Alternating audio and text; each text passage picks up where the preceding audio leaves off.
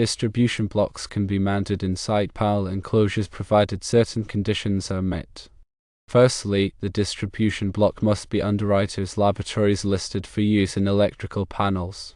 Secondly, the panel enclosure must have sufficient space to accommodate the block and maintain proper clearances.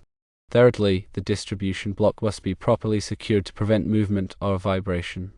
And fourthly, the incoming and outgoing conductors must be adequately sized and terminated according to the manufacturer's instructions. If the distribution block cannot be mounted inside a panel enclosure, it must be installed in a separate junction box located outside the panel. The minimum size junction box required depends on the number of conductors entering and leaving the block.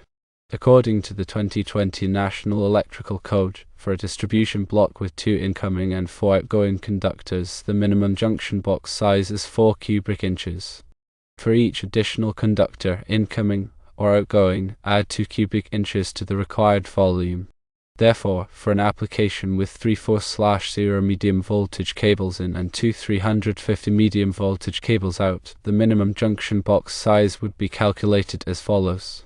4 cubic inches base plus 2 cubic inches times 1 additional conductor equals 6 cubic inches. Always refer to the manufacturer's instructions for specific installation requirements and clearances.